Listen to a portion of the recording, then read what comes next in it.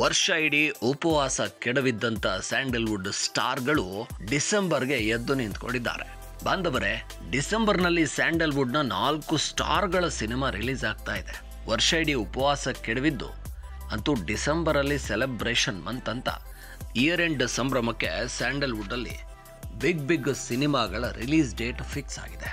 ಯಾರು ಗೆಲ್ತಾರೆ ಯಾರು ಸೋಲ್ತಾರೆ ಅನ್ನೋ ಕುತೂಹಲ ಇನ್ನು 3 ತಿಂಗಳು ಕಾಯಬೇಕಷ್ಟೆ. ಅಂದರೆ ಡಿಸೆಂಬರ್ನಲ್ಲಿ ಚಾಲೆಂಜಿಂಗ್ ಸ್ಟಾರ್ ದರ್ಶನ್ ಅಭಿನಯದ ಡೆವಿಲ್ ಸಿನಿಮಾ 12ನೇ ತಾರೀಕು ರಿಲೀಸ್ಗೆ ರೆಡಿ ಆಗಿದೆ. ಇನ್ನೊಂದು ಕಡೆಯಲ್ಲಿ ಅರ್ಜುನ್ ಜನ್ಯ ಆಕ್ಷನ್ ಕಟ್ ಹೇಳ್ತಾ ಇರುವಂಥ ಶಿವರಾಜ್ ಕುಮಾರ್, ಉಪೇಂದ್ರ, ರಾಜ್ಬಿ ಶೆಟ್ಟಿ ನಟಿಸಿರುವ 45 ಸಿನಿಮಾ ಕೂಡ ಡಿಸೆಂಬರ್ 25ಕ್ಕೆ ತೆರೆ ಕಾಣೋಕೆ ಡೇಟನ್ನು ಫಿಕ್ಸ್ ಮಾಡಿಕೊಂಡಿದೆ.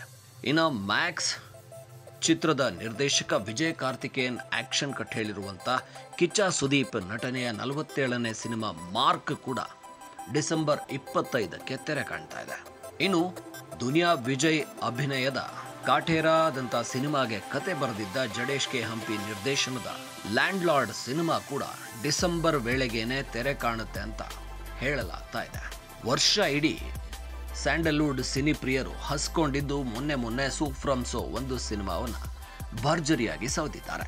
ಆದರೆ ಈಗ ಬಿಗ್ ಸಿನಿಮಾಗಳು ಒಟ್ಟೊಟ್ಟಿಗೆ ನುಗ್ಗುತ್ತಾ ಇವೆ.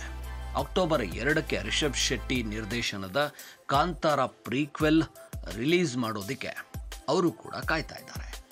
ಒಟ್ಟಾರೆ ವರ್ಷ ಇಡೀ ಖಾಲಿ ಹೊಡೆಸಿ ವರ್ಷದ 1 ತಿಂಗಳು ಥಿಯೇಟರ್ ತುಂಬೋ ಹಾಗೆ ಮಾಡಿದರೆ ಕನ್ನಡ ಸಿನಿ ಪ್ರೇಕ್ಷಕ ಏನು ಮಾಡಬೇಕು ಸ್ವಾಮಿ? ಇಯರ್ ಎಂಡು ನ್ಯೂ ಇಯರಲ್ಲಿ ಮಾತ್ರ ಸಿನಿಮಾನ ವರ್ಷ ಇಡೀ ಖಾಲಿ ಹೊಡೆಯೋದ ಅನ್ನೋ ಪ್ರಶ್ನೆಯನ್ನು ಅಭಿಮಾನಿಗಳು ಕೇಳ್ತಿದ್ದಾರೆ.